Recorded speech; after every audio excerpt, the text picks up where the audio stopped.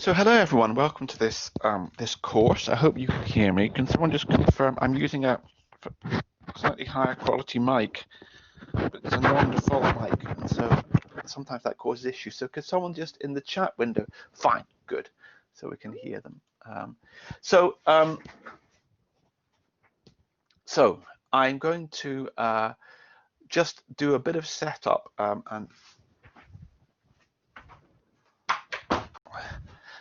and introduce the course. I see there's a lot of people here. It's very popular. So there is a chat which I've used. Hopefully you can see the chat window. We do have the ability to set up breakout rooms, which will hopefully may have to use because of the account issues, which I'll cover in a second. And I just wanted to make sure that everyone was aware where the material is. So you'll see we're on the Archer,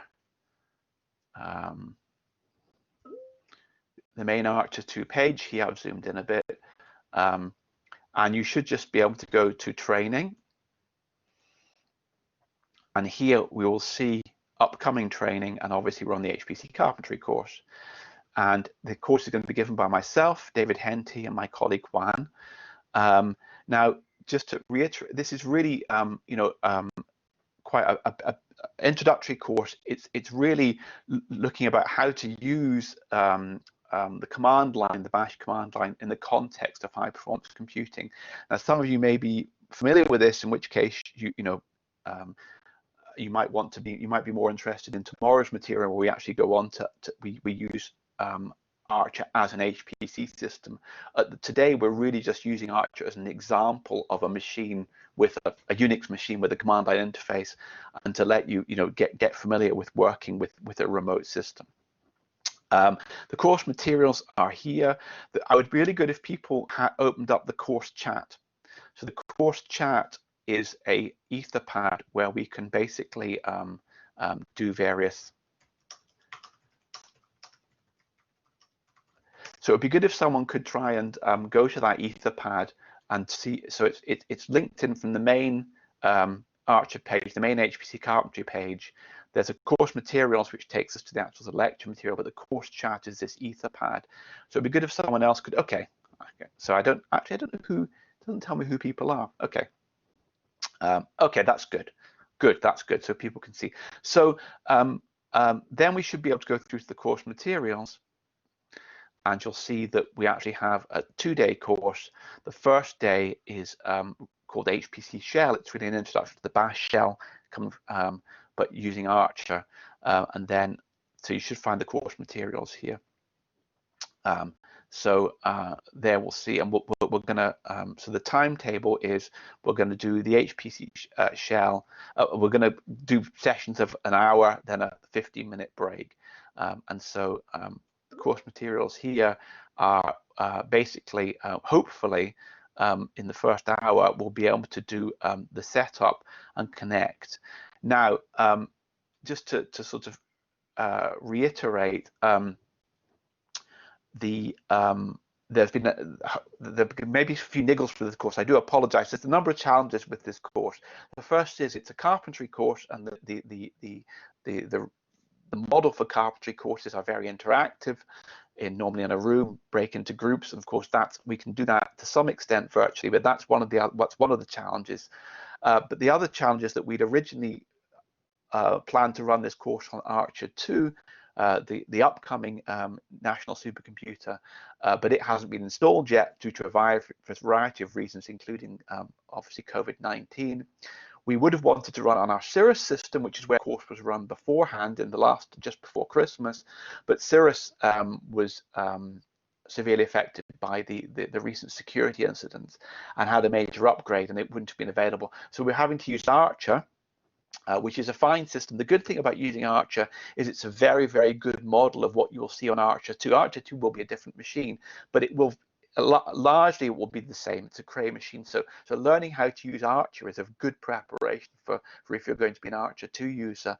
But we used my colleague Claire, who manages the training courses, has had set up over many years very seamless ways of getting people accounts for training courses on these machines, but we've had to change all of that with the recent security instance. In particular, you have personal accounts and you have to upload these SSH keys, and that, I appreciate that's a bit of a hassle. So that's why we started on at 9 o'clock. We will also, you know, during the connecting to the remote system session, we have a number of colleagues. There's myself, Juan.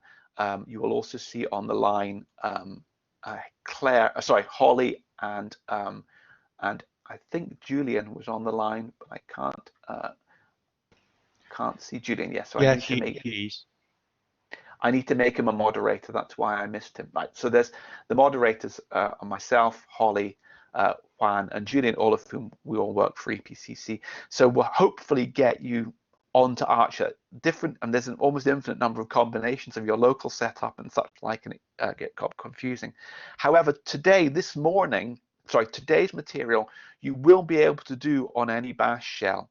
If you've got a Unix machine or a Mac, or you can install MobaXterm, you will be able to do these exercises locally, and they'll be just as useful, almost as useful in terms of navigating and learning how to use bash and a remote and the command line interface. And hopefully that gives us a whole day to get you set up for Archer tomorrow. So I do apologize for the issues, but we're trying to cope with, as everyone always says, unprecedented times. I just wanted to do a very, very quick poll here. I'm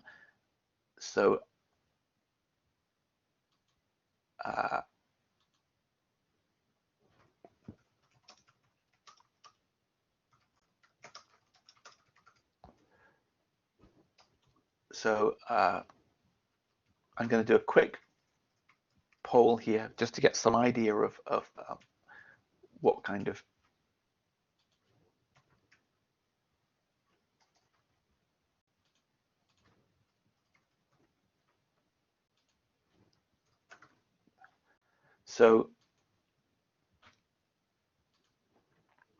you should see a poll coming up. What kind of laptop do you have, or desktop, whatever? I'd just be interested to know what kind of systems people are logging in from.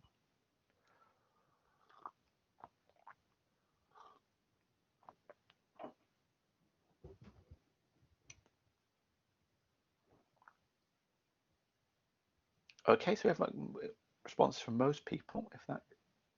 So we're looking like a pretty even split between Windows, Mac, and Linux, and no other, which is always good to see. So that's good. There are no issues at all with logging in from any of these systems in principle. It's just in practice the issues are slightly different. It's a bit of a shame for Windows users because MobaXterm is a fantastic interface, and normally Windows users, that's really great when you install MobaXterm.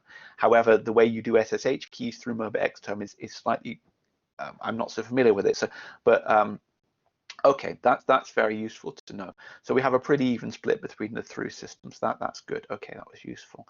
The other thing I would like to say is that the way I'm presenting here, I'm sitting at home, obviously, and I'm seeing something of a blank screen. It would be nice to get some idea of what people look like. And so what I'll do is in the bottom of your Collaborate window, you will see an icon. And I probably for you, the problem is if I try and share this screen, I get this sort of infinite regression type issue. But at the bottom, there will be a picture which probably just shows an outline of a head and shoulders. If you click on this, you can click on settings, and you can actually upload a profile picture. And that would be nice if people could do that. It doesn't have to be a picture of yourself. It could even just be an icon or something. But at the moment, everyone to me just appears as an outline profile of head and shoulders. And it'd be nice to have some, if people do over during the day. So you should be able to click on that. Probably just at the bottom of the screen just looks like an outline head and shoulders. Click on it, click on the cog wheel for settings, and upload a profile picture. That would be actually quite useful. So what I'm going to do first is we're just going to go through the material. You should have access to the material. I'll just be going through it, and it's hopefully try and be interactive, which is a bit more challenging. But first of all, why use a cluster? Okay, so you know, what we would normally do at this stage is people would talk to you, people would chat to their neighbor.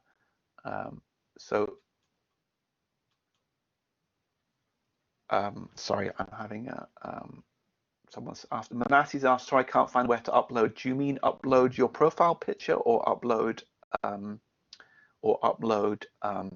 SSH, something to do with a login situation?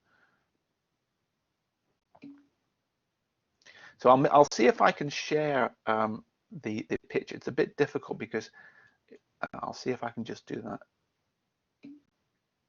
Okay, fine. It is a bit quirky because I actually had troubles doing this. So I'll just I do.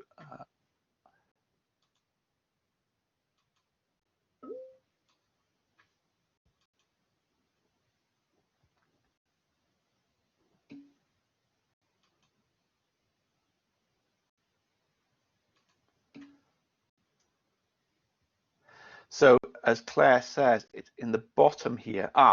Okay, so by default it's not there. So you need to, okay, so that's right. In the bottom here, you need to open up.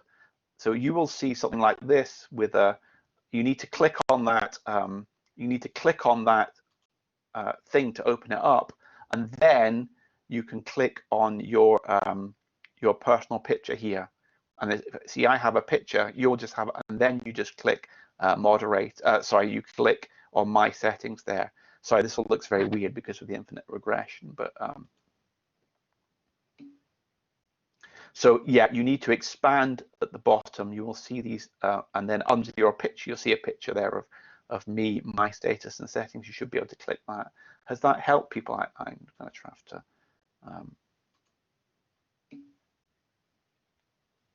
It just show audio or video settings.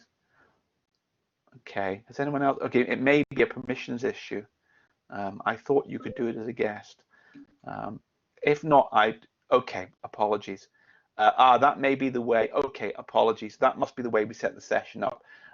Yeah, no, that we can. Okay, that's something we need to look at. We're setting these sessions up.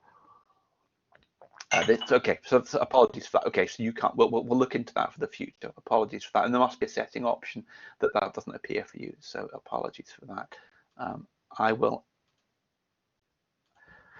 So we would normally at this point have like a sort of discussion session where people would chat about you know, how they use HPC in their research, and you chat to your neighbor. That's a bit difficult to do, but it would be very, very useful if in the it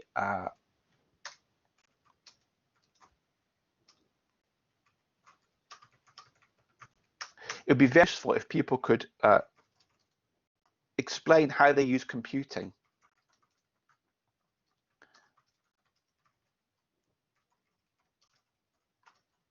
In your research, just a paragraph or a sentence, just so I get some feeling, you know, this is what I would normally have found out from you when we were milling around outside having a coffee waiting for the course to start. I would have chatted to you and you know, found out. So it would be really, really good just to get a feeling of what the background of the class is, of the people here, just so we can know what kind of things people might be interested in.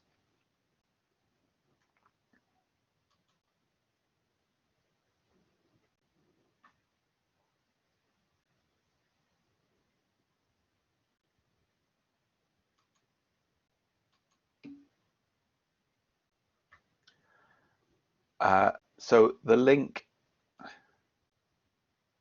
do you mean yes?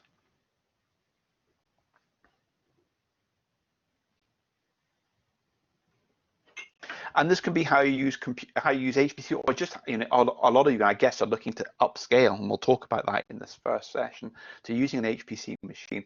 What do you currently do, possibly on your local systems or on your laptop?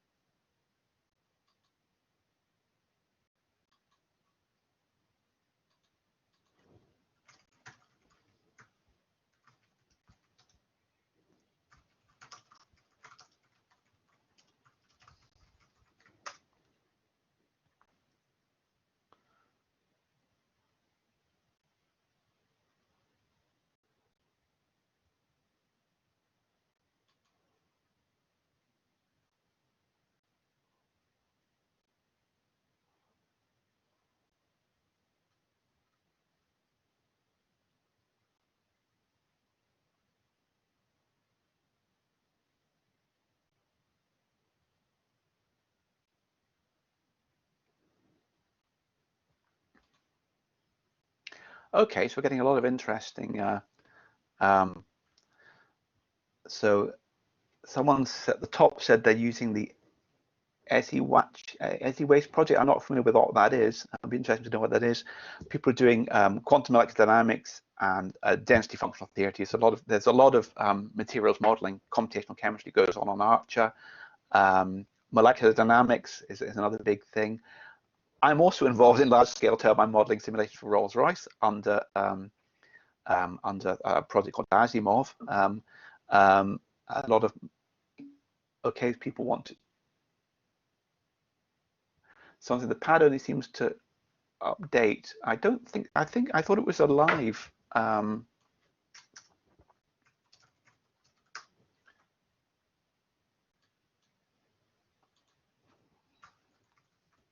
It should be updating live in real time, which seems to be what's happening for me. So that might be who I can't see who said that.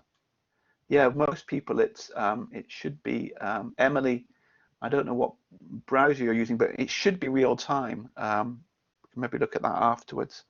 Someone's an administrator in Algeria. DFT simulations, atmospheric modeling, Monte Carlo simulations, ocean DNA sequencing. That's interesting. Image reconstruction. Again, sort of ocean modeling and ice ocean modeling. Okay, okay, fine. That's very interesting. So that's actually a very interesting cross section of the kind of research which goes on in ARCHER. So we've got a very representative class here. I noticed that someone said they were from Algeria. Something I wanted to mention. I did send you. I do apologise that because of this security instance, we are not currently able to give logins, training logins to people who from outside the UK.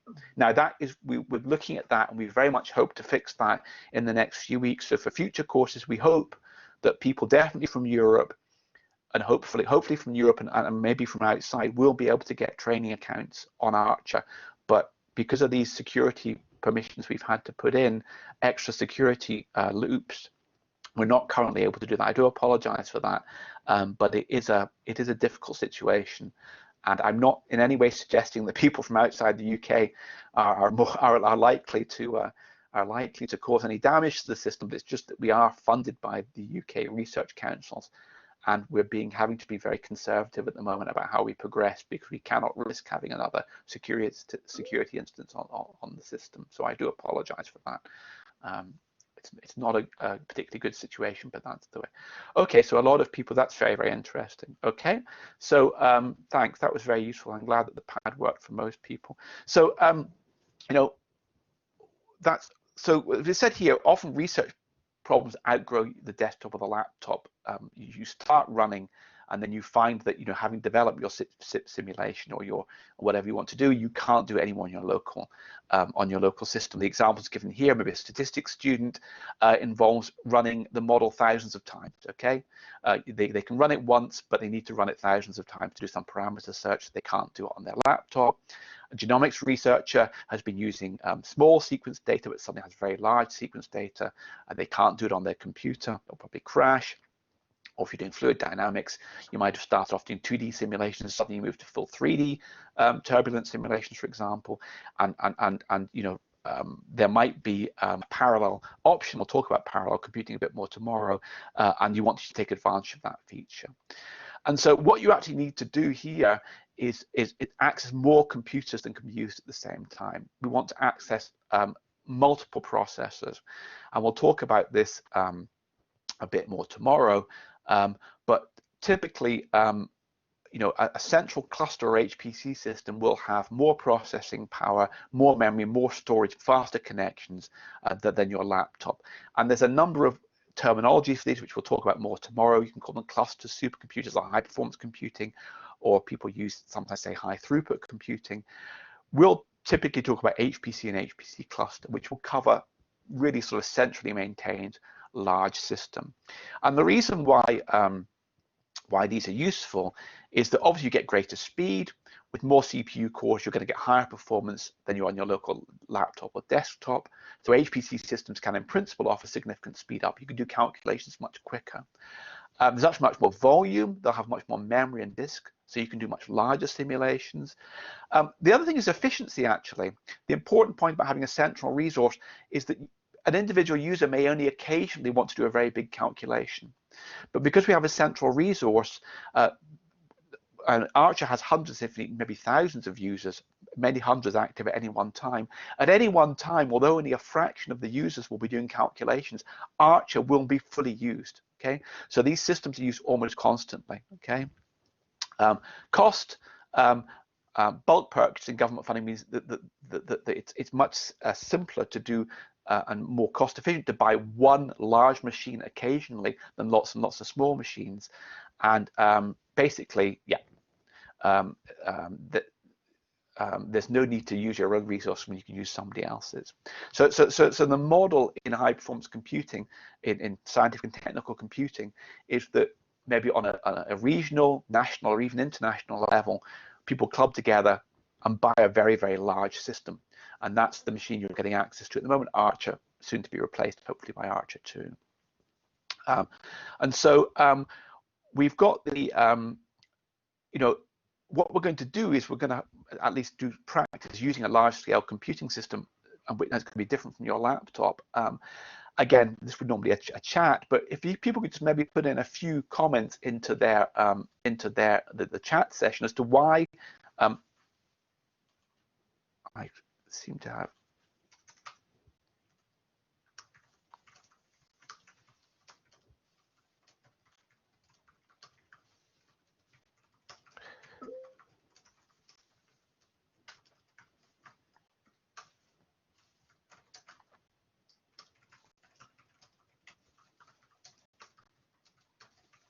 So, other than the obvious issues of being harder to log into, just how do you think using a big machine like Archer will be different from your laptop?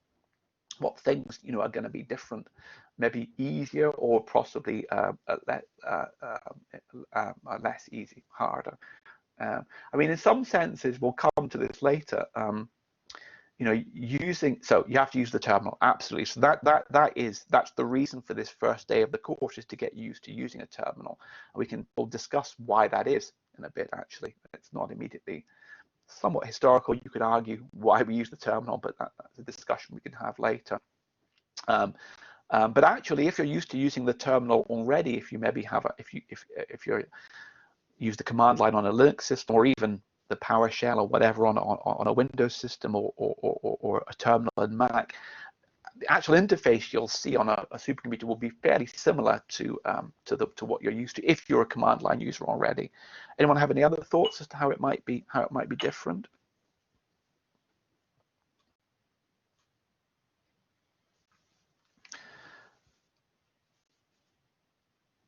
You need to learn how to share resources, so that's very important. You'll be sharing resources with other people. They're spinning real well, yeah, hopefully, yeah. So login knows exactly. So there are multiple systems. When you log onto your laptop, you're the only person on your laptop. You have full control over it. As you're saying here, we're going to be sharing resources. You'll not be the only user. And login nodes is a new concept. We have these hierarchies of different systems to log into, which can get quite confusing. And actually, Archer is surprisingly complicated in that respect. So we have login nodes and compute nodes, as someone's saying there. We have queues, exactly. So although there is access to a lot of computing power, you have to request how to use that. So you see, I would like to run this big job, and we'll cover that tomorrow. Can run parallel jobs and non-serial, absolutely. Now, in fact, you can run parallel jobs on your laptop.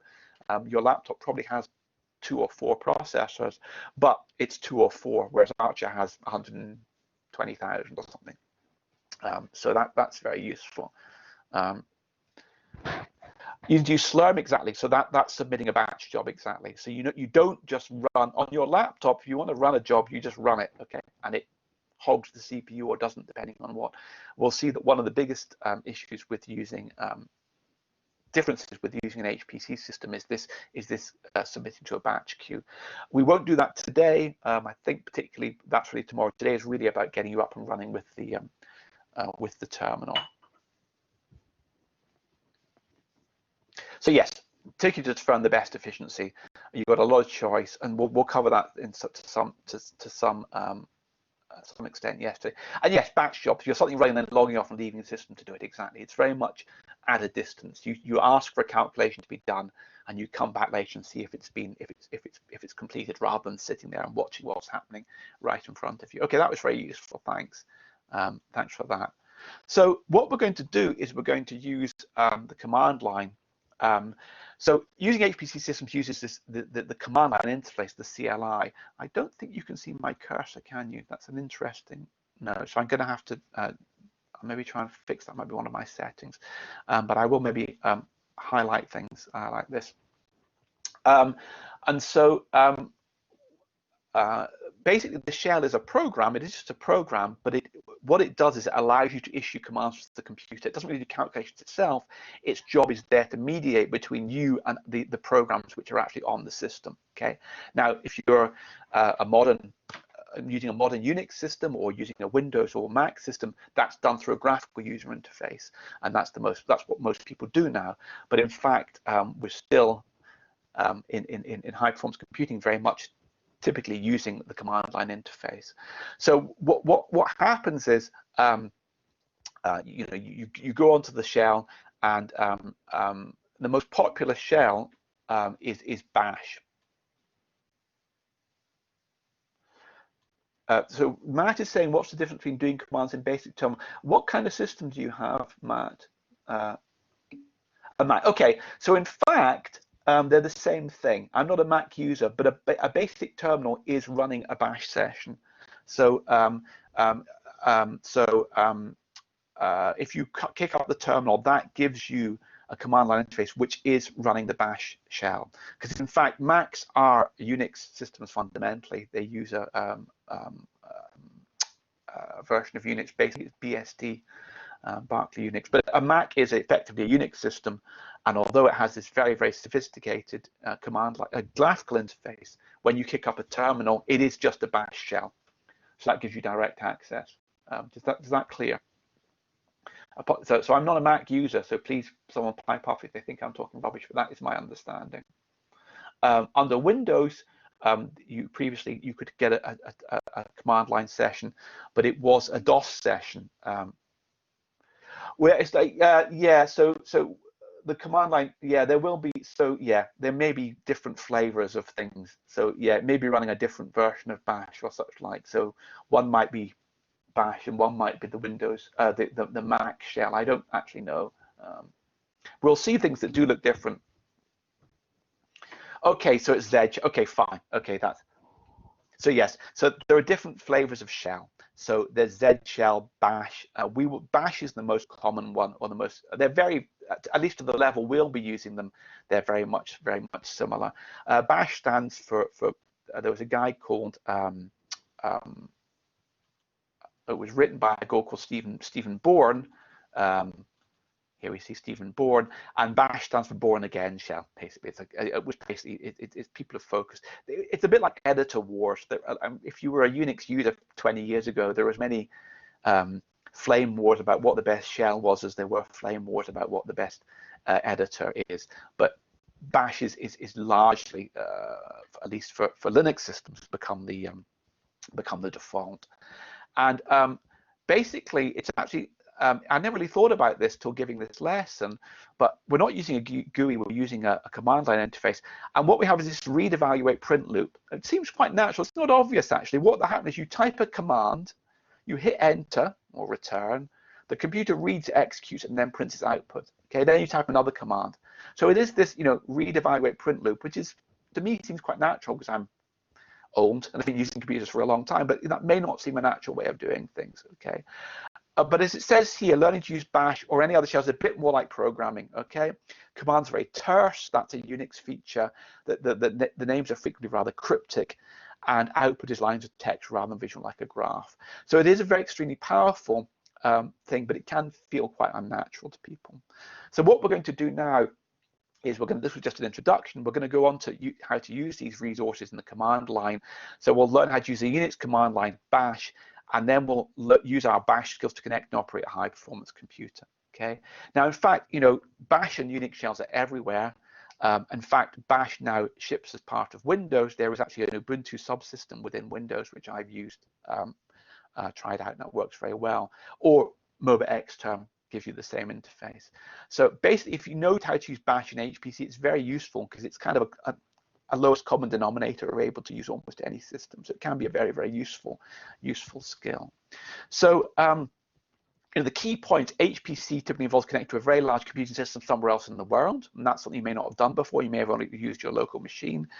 HPC systems can be used to do work that would otherwise be impossible or much slower, and the standard method for interacting with these systems is via command line interface such as bash. So that's kind of the brief overview. Does anyone have any quick questions before we go on to the next section?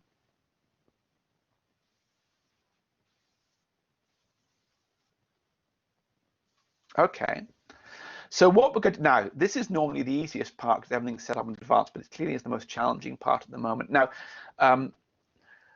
we will try and solve your problems here in terms of logging on, but if you do have issues logging on, it's not too much of a nightmare. We have until tomorrow to fix things, and you will be able to do the exercises in a Mac terminal or a terminal on an Ubuntu on a Linux system, or through the MOBA Xterm command line interface. So it's not essential to have an account on Archer for the rest of today, but it gives us a buffer of a day to try and get things sorted out. But we do have myself, Juan, and Holly and Julian here to help you. So the way you connect, the way you launch SSH, the secure shell, is different. Excuse me, on different operating systems. In Linux, and almost you open a terminal window. So I think you emailed me about this yesterday, Annie. I do apologize, but it is not possible at the moment for us to give you access to. I apologize for that. I think you're coming in from Canada. Is that what you said before? However, for the future runs of Archer courses, we are working on this. It's just things have been so hectic recently that we haven't been able to do that. So I do apologize for that. You aren't able to get an account. But in normal circumstances, we would be happy to give you one, and we would have in the past, and it's just something we're working on at the moment. So sorry about that. In Mac, you can find a terminal in the standard way in a Mac. I understand you can click the searchlight tool, and you can get the system. So for Linux users and Mac users, no issue. Windows, there are a number of ways of getting access to a SSH system in Windows, but I really think MOBA Xterm is by far the best. It incorporates a command line interface, also more kind of graphical type stuff, and also it also incorporates graphics as well. Windows and modern Macs actually use a different graphical system from Linux, and so if you want to display graphics, we might want to do tomorrow, you need to have some way of you need to tell your Mac or your PC, your Windows PC, to be able to understand Unix graphics, and that's integrated. So I would very, very much recommend using MOBA Xterm if you're a Windows user, and you can be installed both in a number of versions. There's a portable edition. The normal edition is an installer edition, which will do a normal system install. However, you may be using a lockdown system, a managed system, which doesn't allow you to do that.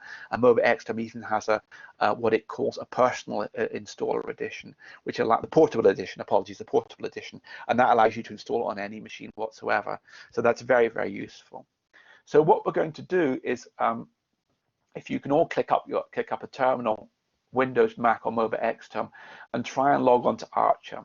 So there are a number of steps you have to go to, which is you have to apply for an account and all kinds of things. So some of you may not be at this stage yet, but what I would like to do is, if people I will do a quick poll here. Juan did a poll at the start of the system. I wanted to do a quick poll here to see what stage people are at. So I will do a quick poll.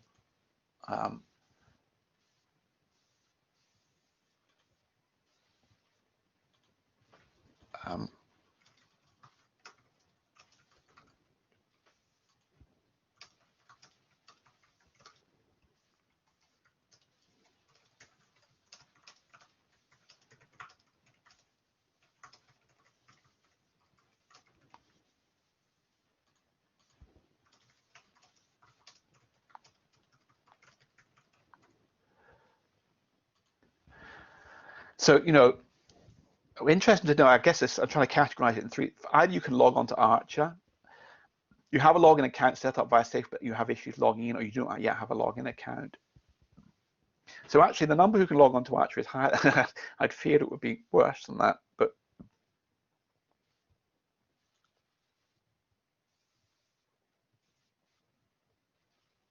so we currently have almost half the class able to log in, which is very good. The few who have login accounts set up by Safe but have issues logging in, this is, you know, a good session, a good time for us to try and sort out those issues. So I think that if you have an issue logging in, now apologies that this is going to be, I will just do the rest of this lecture, and then we can address the half dozen so people who are having issues logging in. What I will do is actually, I will actually share a different screen. So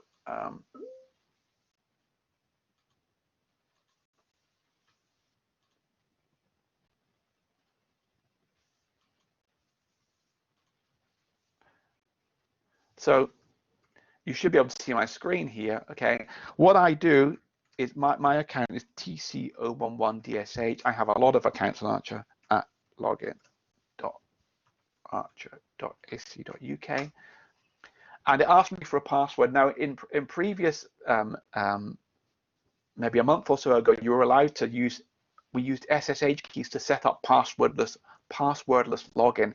However, that was a security hole which was exploited worldwide, and so at the moment you always have to enter a password to log into Archer. And also, if you're not a Linux user, you may find it a bit weird that you don't get any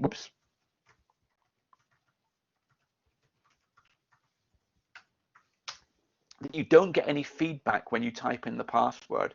You might be used to, from Windows systems and on the web, when you type in a password, you get, you know, a star for each.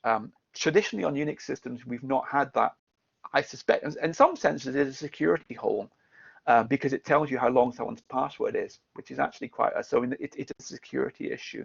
So you should be able to log in, and I should be able to see who is logged in. So I can type who. No, I can't, because I don't know who's logged in. I can't see who's logged into this session. That's a list of everyone that's logged in, but there's huge numbers of people. Okay, but I'm logged in, and what you see is a prompt, and I'm on a machine. You'll see that in the notes it says that you'll be on ES login 001. I'm on ES login 004. There are actually multiple login nodes, and to load balance, people get differentiated. Excuse me, not differentiated. People get allocated to different login nodes to balance the load. So what we'll see here is that you know, when you've logged in, there's actually very little changed when I logged in there, except excuse me, the prompt changed. And so the prompt is very important because it actually tells you where you are. It gives you some feeling as to what you are. And what we'll do then eventually, we'll try and use in the rest of this lesson. I'll go and share the. I'll end the poll now. That was useful.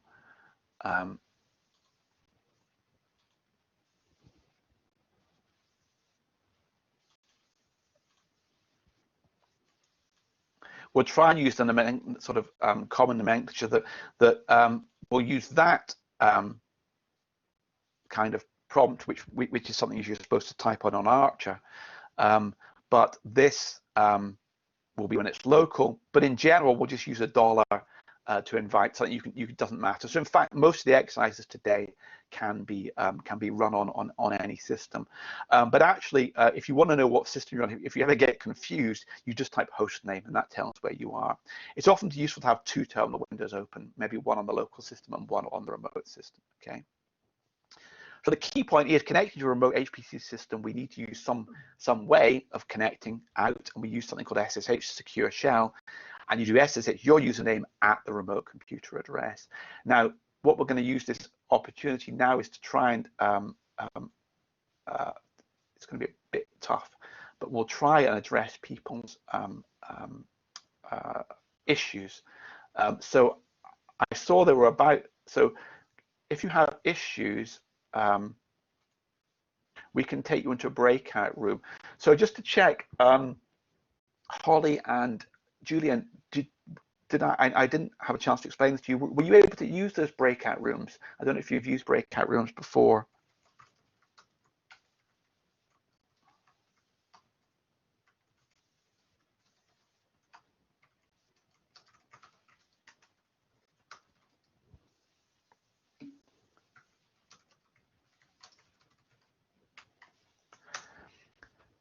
So Julian, there should be a breakout room set up with your name, and if you there's breakout groups in the share content, what you have to do is you have to oh no, okay.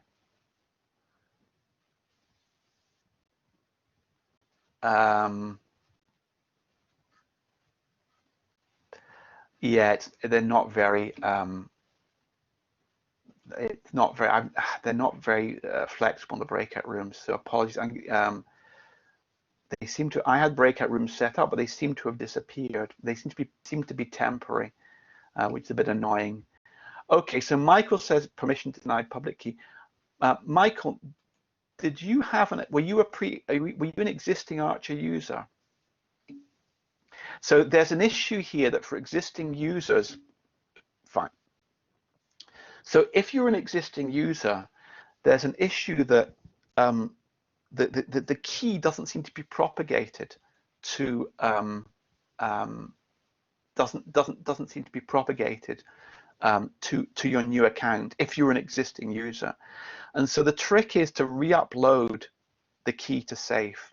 Now, I actually had to generate a new key, which was I tried re-uploading the same key, and it seemed to notice it was the same key and didn't trigger it.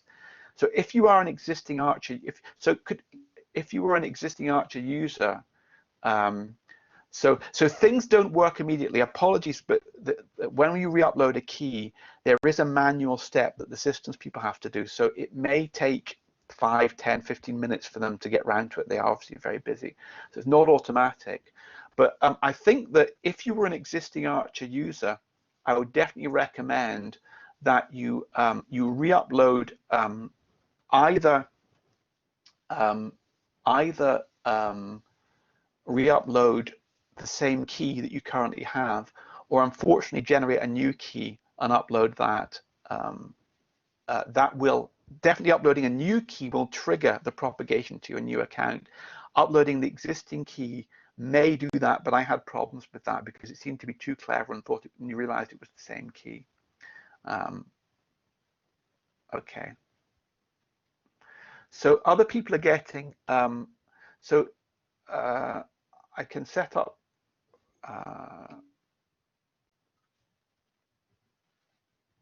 so the other thing you should try and do is request a new password on the safe for your account.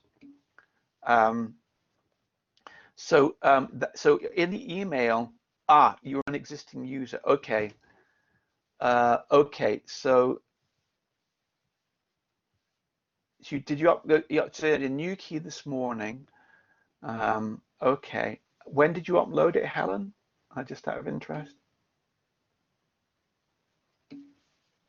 Okay, that should have gone through, and you're getting the same error with. It's also useful generating a new password for your account. That seems to trigger things sometimes. So I would definitely recommend those of you that are having issues, and if you have uploaded a key and there don't seem to be any problems with your key, you know, I would definitely, yeah. So if your new key has a special name, that can cause issues because it's sometimes SSH still looks for the default key, not the new key. So as Julian is saying, if your key has is a different name, which is perfectly acceptable, you may have to go through an extra hoop to get that to work. So Helen, does your new key have a standard name? It does. So you've just overridden. Oh, no standard. So what did you call it? Okay, so so I can maybe put you into a room with Julian and you can sort that out. How do we do this? Okay, that may be an issue. Yeah, you may have to. I will try and sorry, I've lost. It was, who is that? Helen. Okay.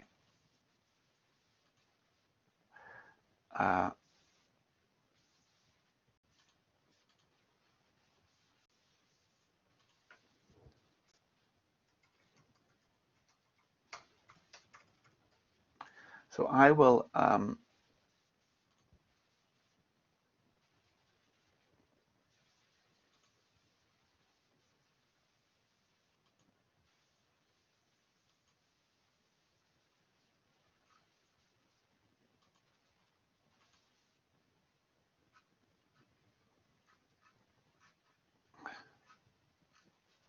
so Julian and Helen should be placed in a breakout room now.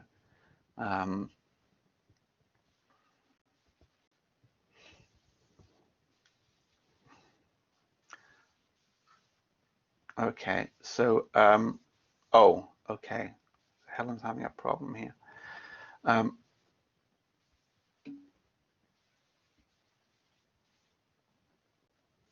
So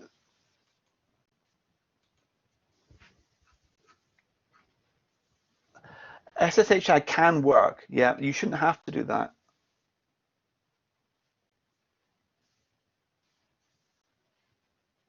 So I definitely think it's worth doing a password reset. That is, as Manasi says, that definitely you should try a password reset on the safe. So I'll share my screen and show you how to do that. Okay, well, I can just do it here.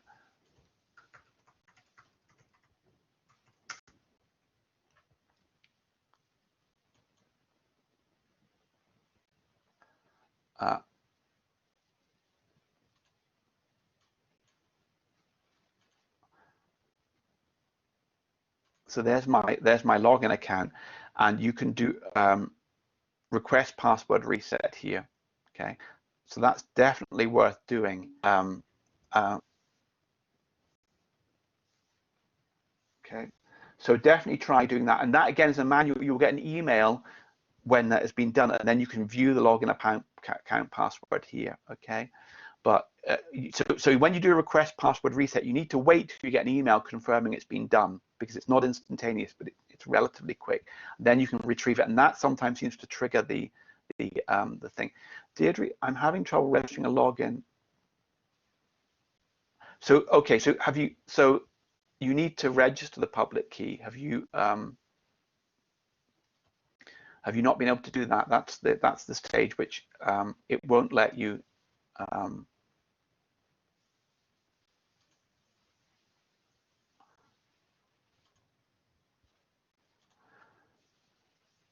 So Deidre, do you need help in setting up your public key?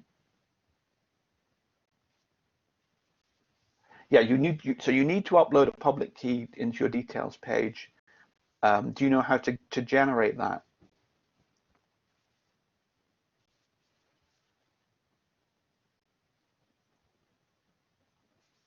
What kind of machine do you have?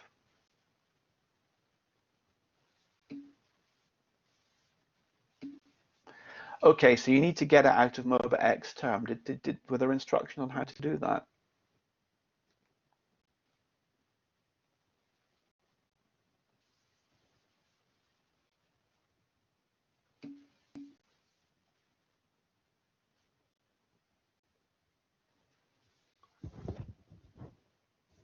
So no, Luciana, local is just a thing to say that's something you type into your local machine. Okay, so it's just saying that, you know, what kind of system do you have, Luciana? Okay, yeah. So what it's saying is, Luciana, when you connect, you know, you'll have a local.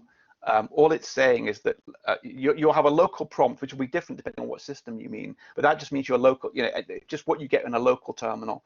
And then when you SSH in, you get. So I would say, you know, the idea is maybe to have just a terminal window open, and also one where you've logged into Archer. Does that make sense? So Deirdre, it sounds like you're not cutting and pasting the entire. So maybe I could set up a breakout session with you, and we can just see if we can sort that out. Give me a second.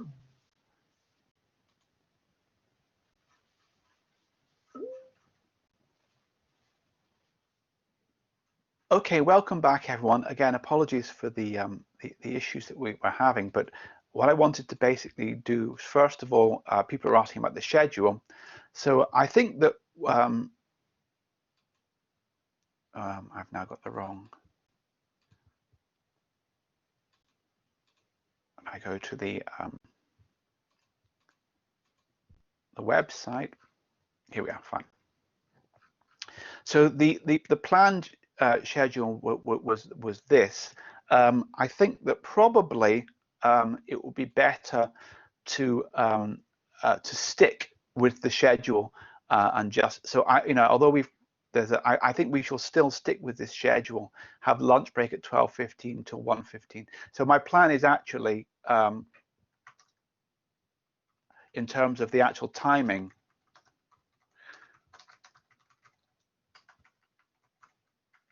I know that quite surprisingly, home working actually places more constraints on people's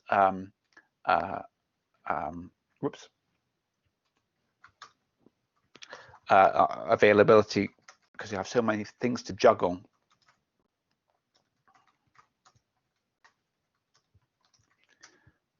So we'll stick to the schedule there. So I plan that this will be a slightly shorter session till 12:15, and the lunch break between there and there, if that's okay. Okay. So we'll stick with the schedule at this as I'm showing there. I hope that's okay with people, just to try. And I know some people may have had to make arrangements around that. So we will. So what I'm going to do now is follow the material here. And I will now just share a screen. We're going to go to moving around and looking at things. I'm assuming that you're on Archer, but if you're not, you should be able to do these all locally for the moment, okay? So I'll now actually share, we'll go through the exercises, and I will actually,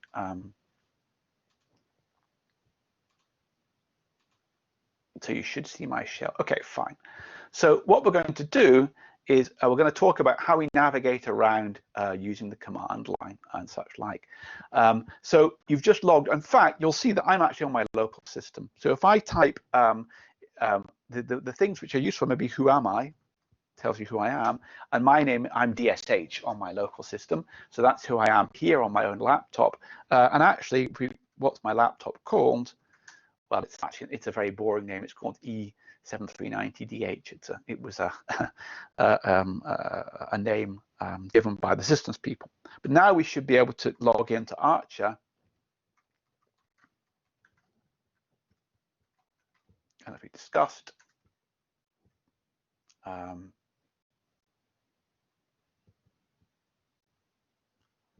oh, sorry. So this is me. Okay, it's TCI. That's my. Okay, that's why.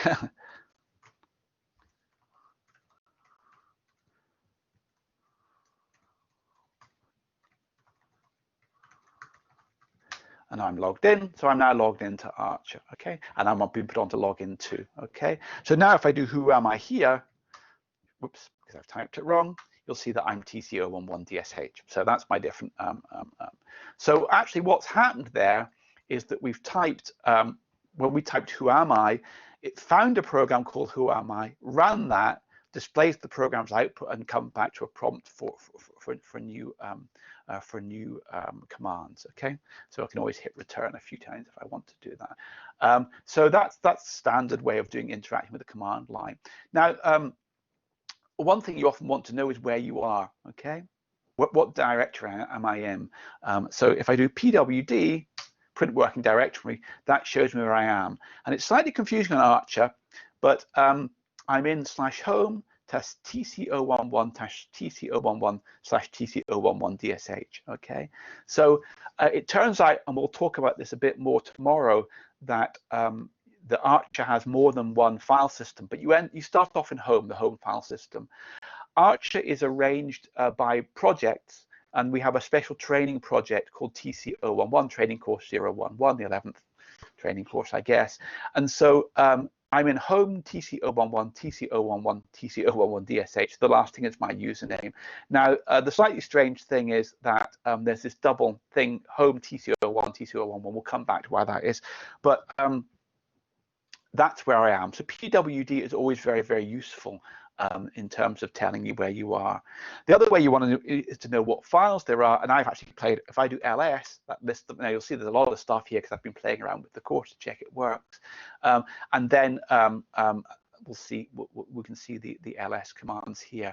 It's quite useful actually. You can open a terminal on your local machine and do ls and see what you can see there. You'll get different output. It's a bit hard for me to share that because I'm only showing this screen. So ls is a standard a way of seeing. So we'll see there's an exercise here, which is open a second terminal window on your local computer and run the ls command without logging in. What differences do you see? Well, I can do that. Let's do that as it says. And I'll have to share a different window, which is slightly awkward.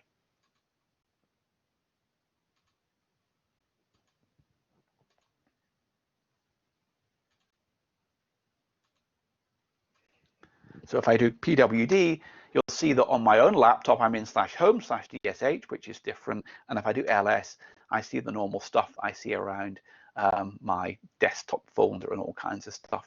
And actually, you'll see here that that the ls command colors things.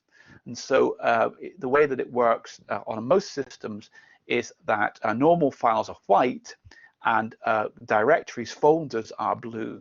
And there are other color schemes here, which I don't quite understand why they're marked like that.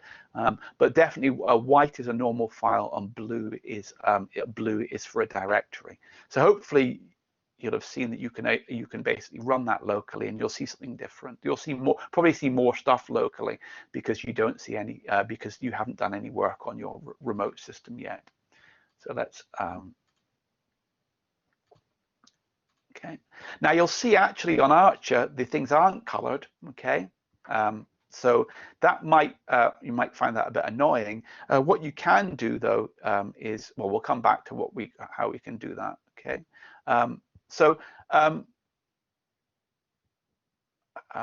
what we want to do next is to know how to create folders and directories, because you don't want all your files obviously to be in this in the home directory. So directory only files. Okay, so that's a good. There are various ways of doing that. We'll come back to that later. What you can do is ls. I'm losing position here. ls minus f, I think, is what you want. No, it's not. It's ls because I don't. It's ls minus.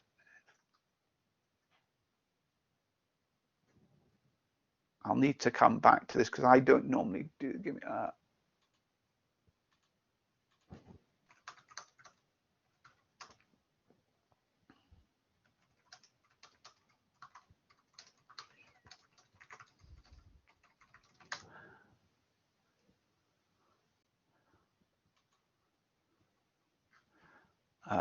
so it's yes. Okay, so so normally, sorry,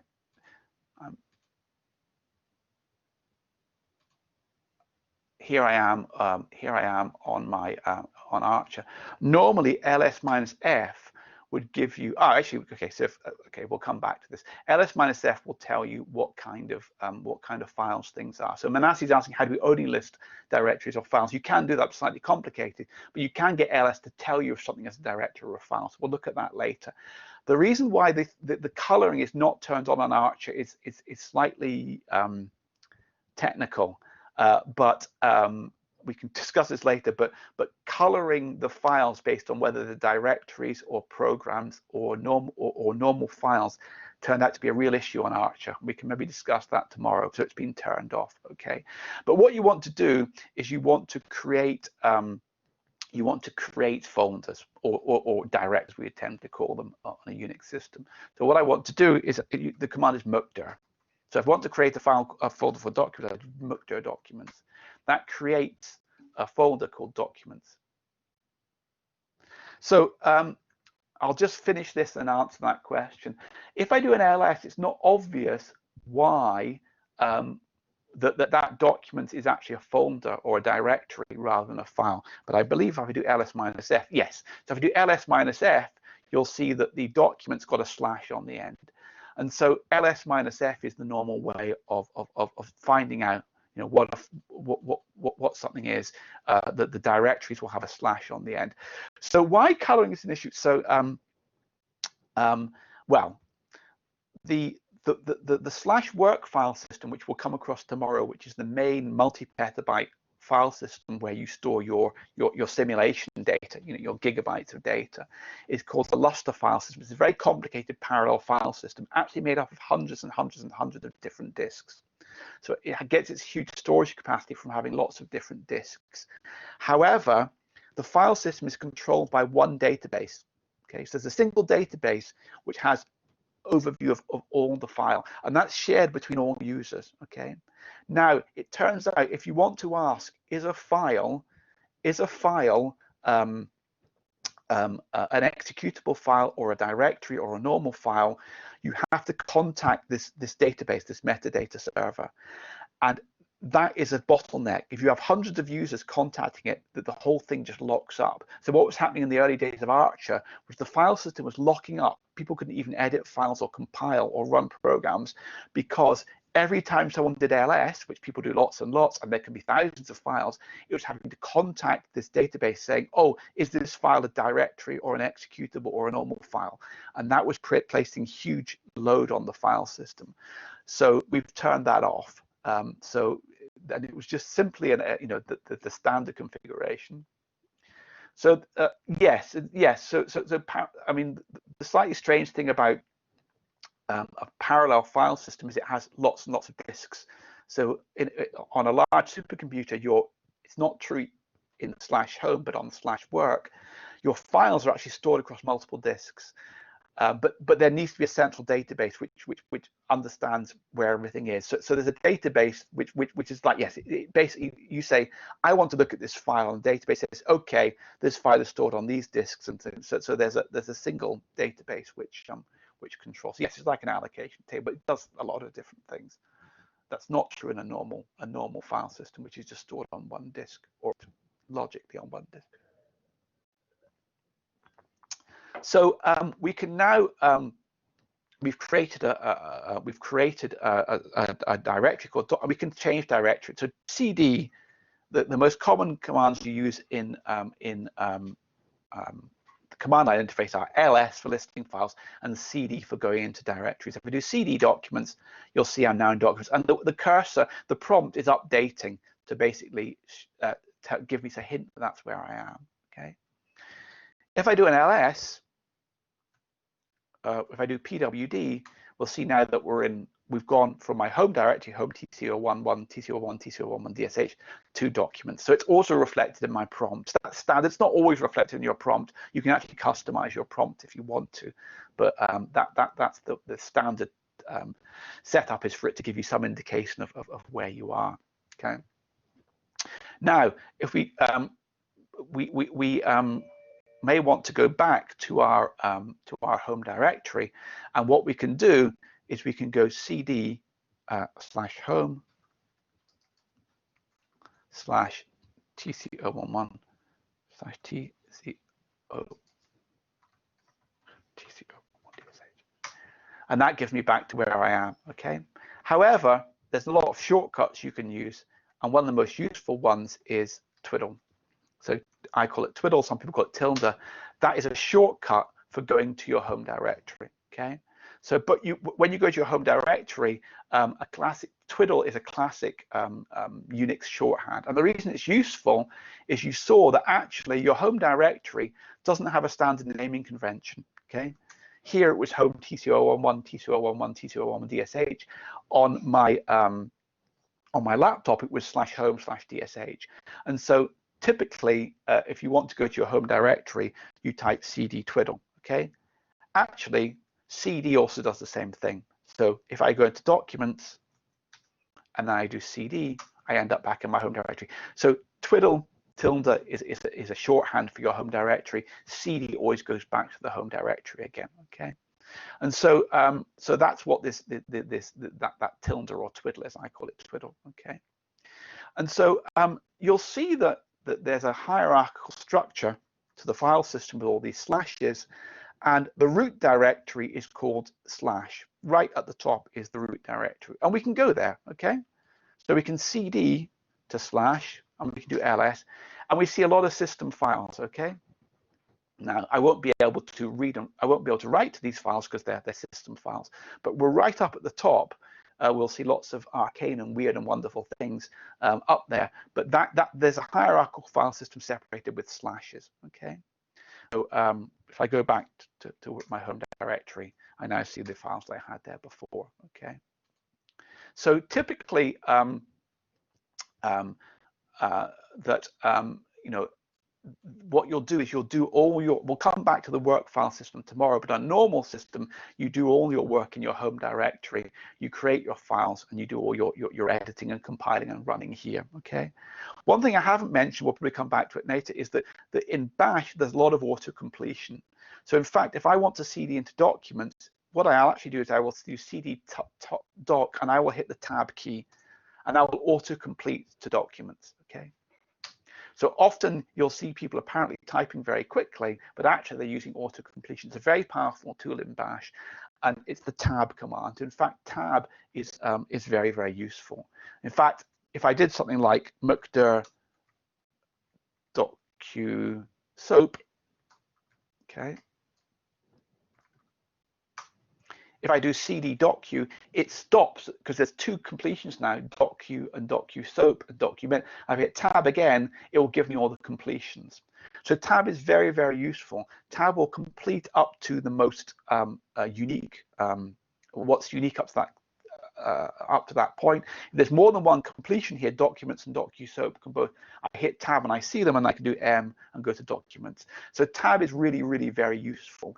You tend not to type things out longhand, you tend to hit tab. That's very, very useful, okay? So I will just go back to the actual lectures just to recap again and cover some points as to how these file systems may be different from what you've used commonly before.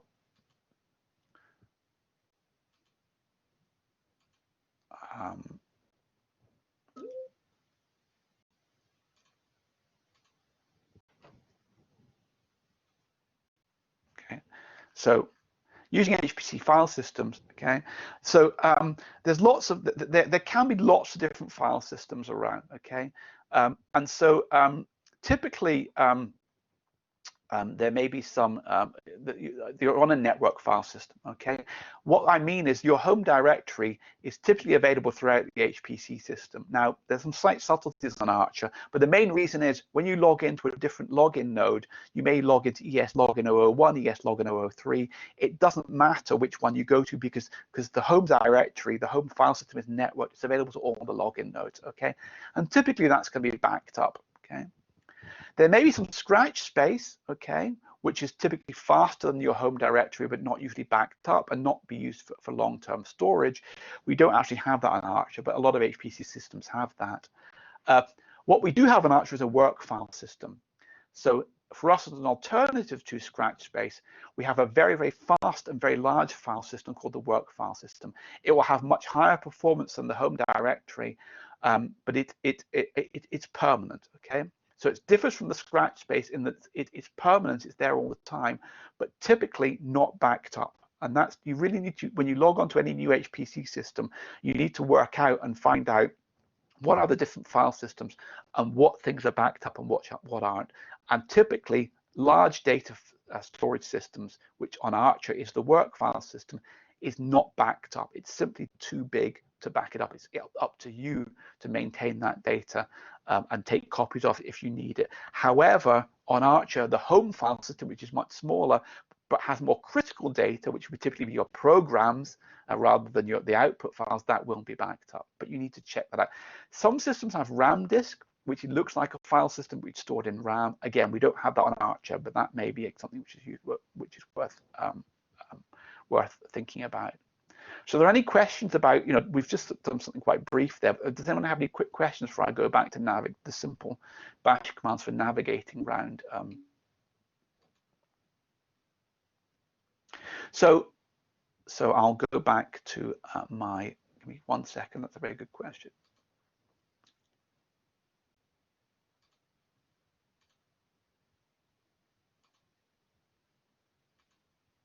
Okay, so here we're in the home file system, and it is a fairly low performance standard file system as the kind of thing you get on effectively the kind of thing you get on a laptop. There is a much higher performance file system. It's actually on Archer, a Lustre file system called /work. And if there were scratch space available, which there isn't, but if there were, that would be on this separate Lustre parallel file system. So your home space is typically is not a parallel file system. The files are just stored on single disks. But the scratch space and the workspace will be a parallel file system. Files will have much higher storage capacity and much faster access because files will be stored across multiple disks. Okay, individual disks are quite slow, but to get fast file access, we actually use multiple disks at the same time. That's all semi-invisible to you, but that is done by having a separate file system, this work file system, or you might call it a Lustre file system. Does that help? So scratch space and workspace will typically be on a parallel file system, which on Archer and a lot of HPC systems actually are called the Lustre file system.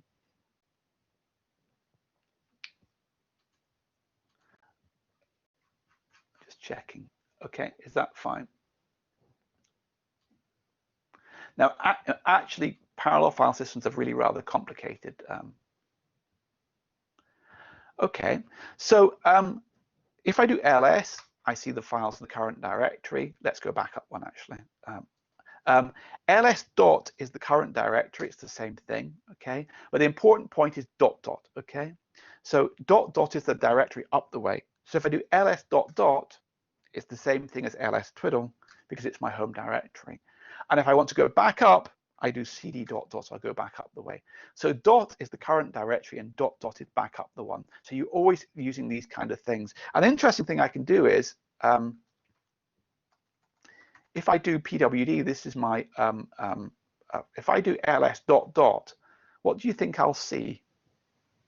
I'm in my home directory, okay? So I'm in a folder with my username. What happens if I do ls dot dot? What do you think people think I will see? It's an interesting thing to do.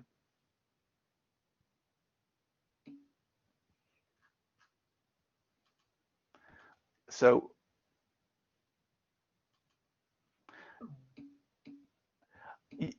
yes, so what is in the directory above? I'm in the directory above, but who else is in the directory above? Let's do it. That's all the users. You see, so I have this, if you do ls dot dot, it's a list of users because under /home/tco1/tco11 are all the home direct 1, 2, 3, 4, 1, 2, 3, 4, 5. There's 26 users there, okay? Okay. There's also a shared directory which we can use. That's a special thing on Archer, which we can use for sharing data between each other. Why do we need that? Okay, so I do ls bit/tco1dsh. Okay, and I see my files. Paul, what's your username on Archer?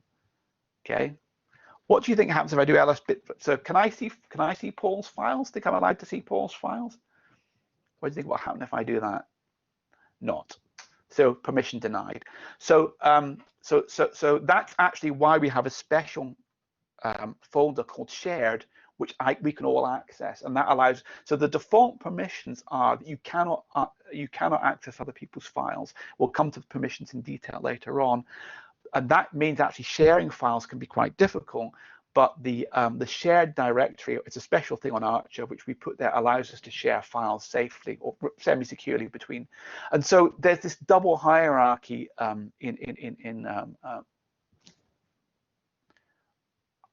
I think I am.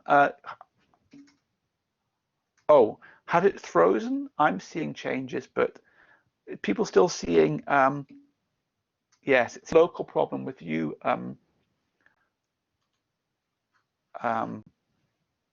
Juan.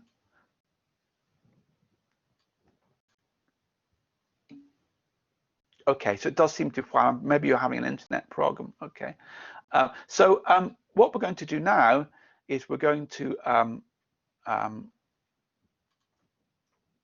cd into documents. Okay, document, right, pwd, and I'm back where I started. Now in Unix, in all Unix operating systems, commands have multiple behaviors, and the way that it is done is you pass flags, okay, which is conventionally done with a minus. So if I do ls, I get a listing. If I do ls minus f, I get a listing where some of the files are annotated with whether they're directories, or so a slash means it's a directory. Okay. Other ones you can use, if you look at the notes, are minus a. So ls minus a shows you all the files. What do I mean by all the files? Well, there are a lot of setup files in Unix, in Linux systems, which have lots of information that's squirreled away to help you, and they tend to be with dot. Now, you don't want them to always show up because they'll clutter things up, but files that begin with dot are typically not listed. And so you'll see if I do ls minus a, that says list all the files, a for all, okay? And you'll see that dot is there, which is the current directory, dot is there, but also .bash history, okay? Or .bash rc. When I run a bash command, there's a command called history, which tells me all the things I've done that can be useful. You'll see there's actually all my history is stored in, I haven't come to cat, but cat is a way of displaying the contents of a file. The bash history file that's the history of all the things that I've done. Okay, so so ls minus a gives you all the files, and so it's a convention in Unix that files begin with dot are hidden. They're there to store information you don't normally want to know about. Okay. The other thing you might want to know is what, okay, is how more information on these files. So ls minus l gives you a long listing. Okay, so if I do ls minus l, you'll see I get a long listing, and there's also a lot of extra information there. You can chain them together. So I do ls minus al, that says deliver a long listing of all the files.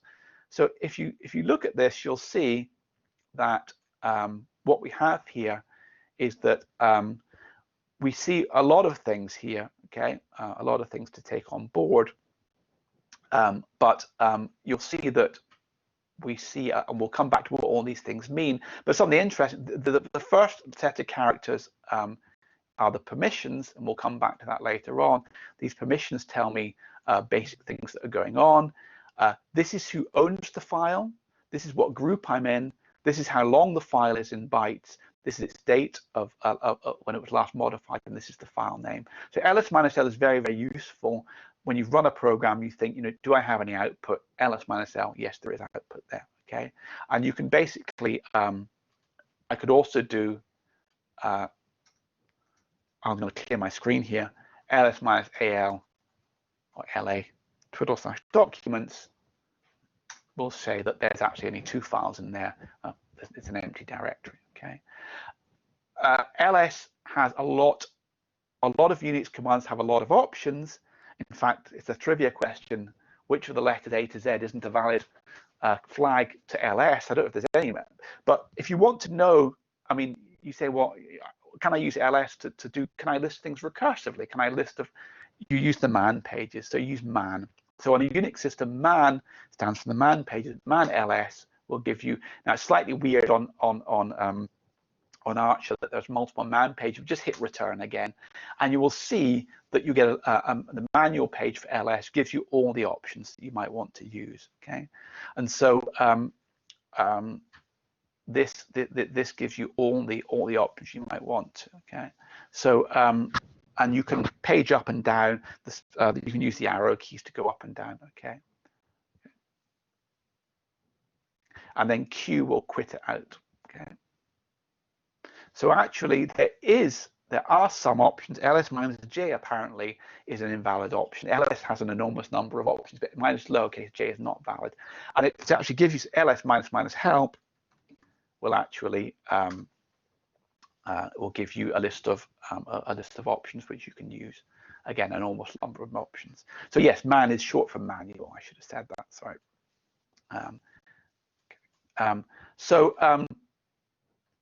An exercise here, you'll see if you're looking at documentation, what does the -h human readable option do? Okay, it's actually a very useful one. If I do ls -l, okay, bash lessons.tar.gz is 1253406 bytes long. That's not a very useful thing to do. If you can find out, yes, to this directory cd spit, that's a very good one. Okay, so Anis has just gives us a very good tip. If I want to list all the directories, if I do cd and I do tab, bash is clever enough to autocomplete. It's context sensitive, so it says I will only complete this with the files which are valid operands for cd, and that is documents, docusoap, and also four hidden directories, .dbus, .gconvolute. So, but that's a very useful one, yeah. So, does anyone by looking at the man page or googling it, anyone find out what the -h option does?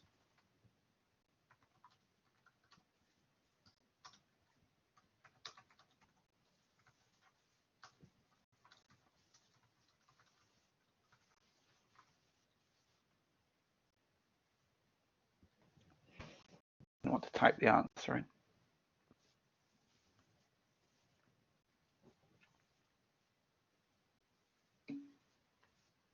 Yes, exactly. So that's if I do ls minus lh here, I get much more useful information. I see that /lessons.tar.gz is 12 megabytes long. Okay. Previously, I couldn't work out if it was, was that 1 megabyte, 10 or 100. ls minus h is really quite a useful one. And you'll see here that I get kilobytes and such like. So there are some small files here. That's 65 bytes. That's a couple of kilobytes long. Okay. So ls minus h is very useful. Okay. Now now you'll see that there's a bunch of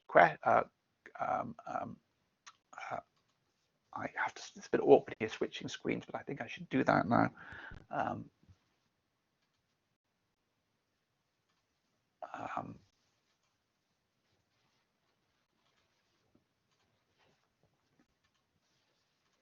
So to help you navigate, you'll see that basically there's a little quiz here. If you're in users Amanda data, which of the following could Amanda use to navigate to her home directory, which is /users/Amanda? Okay, so she wants to go there, so she's going to use cd to go there. But which of these? Let's have a quick look, and there's a solution under there. But we can basically have a quick think. Which of these will take Amanda to her home directory, users Amanda? Or for us, it would be /home-tco11/tco11/Amanda, which is a bit of a mouthful, but unfortunately, that's the way things go.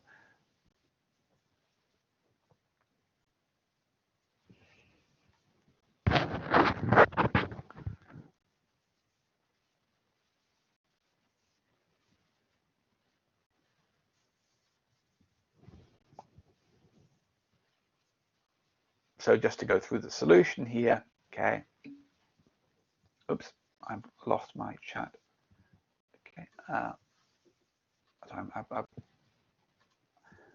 Okay, so someone had a guess. 5 and 8. Let's see if that's right. Well, 1 is not correct because you go to just go to your current directory / goes to the root directory. No, that's home Amanda. That's not the correct terminology, and this goes up too far. So I think Helen said 5. Yes, so 5 is correct. Yeah, twiddle. 6 is incorrect. 7 is correct. It's unnecessarily complicated but correct. So that's there to kind of basically confuse you. 8 is the standard shortcut to the user's home directory, and 9 it also goes up one level. In that case, 5, 7, 8, 9 were all correct. So they were all so there's multiple ways of specifying directories in Unix, and that can be a bit confusing. But it allows you, sometimes it's useful to do something as an absolute path, sometimes you want a relative path. It very much depends what you want to do. As we see here, okay, another question here. In this file system, if you're in user's thing, so we're up here, I can't highlight this, you're not seeing my cursor, what will ls-f ... backup display? Okay, so we're in user's thing, okay, we're down here, okay, what will ls-f ... backup display? Does anyone want, is it 1, 2, 3, or 4? Does it say there's no such file directory? Does it give you these files here? Does it give you those files, or does it give you yeah, so it's 4. That's correct, because the other two don't actually don't right thing. Yeah, /bash up. If you can just follow, goes up, down, and then the -f will decorate these file names with the slash at the end. Okay, and so we can also, if we can basically look at the same diagram here, and the question now is, with that diagram, I'm going to have to scroll down a bit.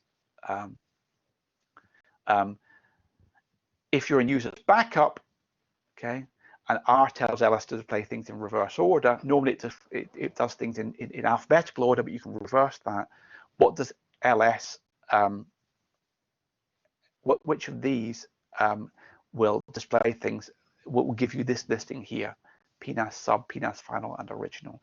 Is it ls-pwd, ls-r-f, ls-r-f/user/backup, or either 2 or 3 but not 1? So unfortunately I can't quite get, I'm going to have to make this slightly smaller. Oops, sorry. To get it all in the screen. Yeah, we can just about, yeah. So we're doing this question here. Okay. We're in user's backup. What command would give us the output PNAS sub / PNAS final / original / is it ls-pwd, ls-r-f, ls-r-f/user/backup, or 2 and 3 but not 1? Does anyone want to have a guess? If I had thought about this in advance, I might have set up the chat anonymously, because I know people are much happier to proffer answers when it's anonymous. Okay. Yeah, exactly. So that's right. The solution is that, because both of them point to the correct place. Okay. So the other nice thing, I've shown the ls-lh. I have actually shown you that. Okay, I use that as an example. Okay, listing recursively and by time. Okay,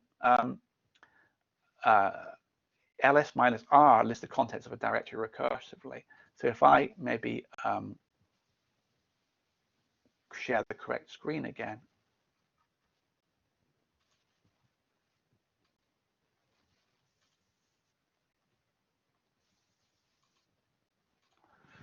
If I do ls-r, that lists recursively, or lists what's currently here, but also what's downstairs in documents and what's in DocuSoap. Okay, and so the question here is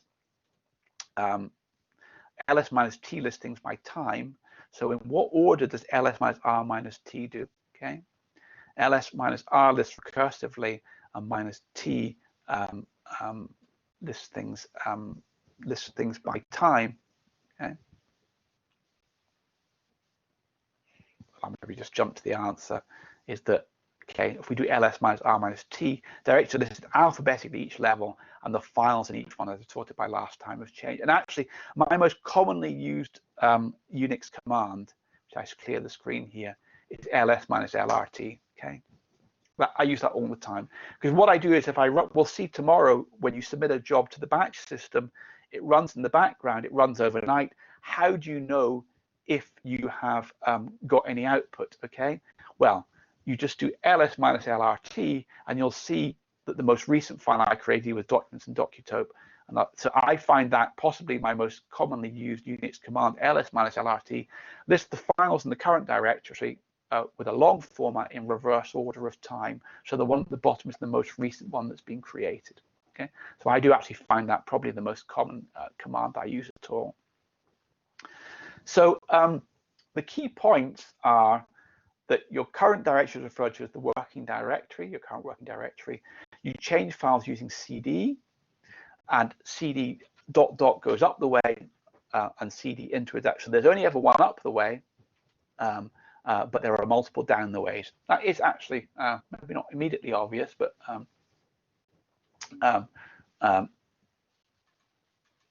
and oh, sorry, I'm thank you, Matt. I'm still struggling with. It's because I see things multiple times. It's not clear to me what I'm seeing live and what I'm seeing as the apologies for that. Thank you. So yes, so the key points are your current directory is referred to as the working directory. To change directories, use cd. Okay, cd ... goes up the way. To view files, use ls. And if you want to find out about files, well, nowadays, of course, you can Google, but the canonical way is man, the manual page. And tab to autocomplete autocompletion is really quite clever now. It's very context sensitive. So it will, for example, tend to complete correctly. So for example, I could actually, if you look at this, the reason that there's only one go up the way command is that if I'm in thing, there's only ever one parent directory. So each directory always has a unique parent, okay, but can have multiple children. So that's the reason that there's only one go up the way, but multiple go down the way. And I usually think of directories done in this way from top to bottom. I know some people draw them the other way, but this is how I would visualize it. So I think that we've if I can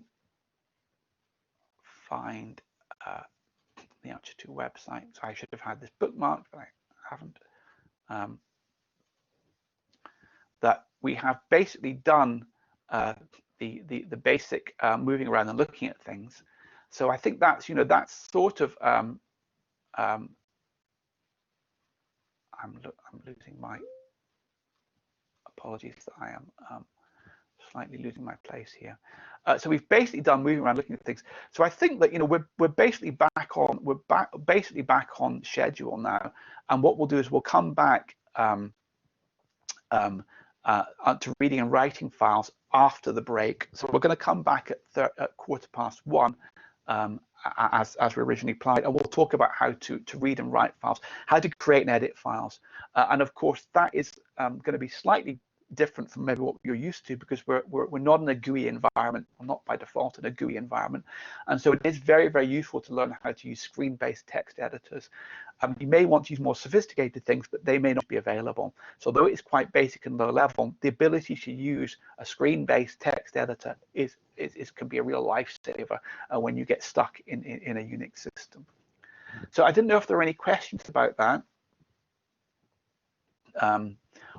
I wanted to do a final poll because I know there's been lots going on, and I wanted to do a final poll. If people could, the poll that I did before, which was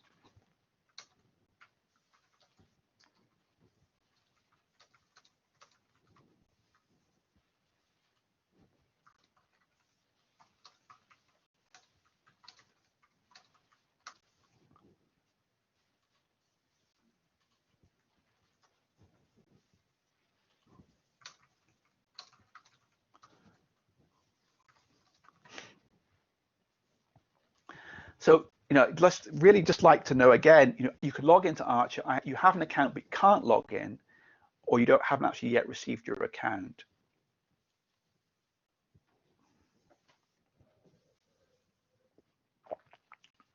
So that's a significantly higher figure than we had before. So that's very, very. So I do apologise for all the issues. The person who's well, maybe wait till we get a bit more in. This is okay. So things have flushed through. I normally say that if we get to the lunch break and everyone can log in, then that's really good, and we're almost there. We have a lot of people are okay, fine. So that's looking good. Okay.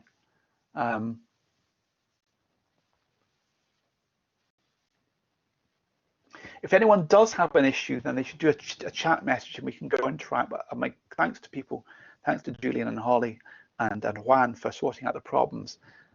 I appreciate it's been something of a hassle, but we're getting there. But if you do have any issues, please type it in the chat and we can look at it. Maybe not over lunch because I need to have a bit of a break. But you know, maybe we're going to finish at 4 today, so there's plenty of time at the end of the day to sort out any residual problems. But apologies if you are having problems, but having 18 of you logged on, given the circumstances, I think I had feared it would be worse than that. So thanks to my colleagues for helping you. But if you do have an issue, then just send in a chat message. So what we're going to do, we're back on time, is that we're going to come back to, we'll restart again at 1:15, and we'll come on with the next thing, which is basically reading and writing files. Okay. So if that's okay, I will.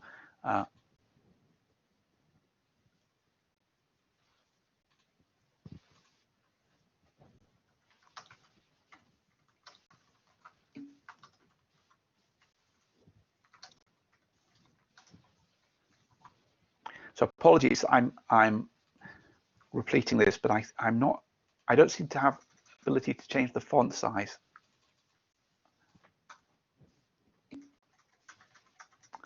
So I'm going to basically do something rather crummy and just do that.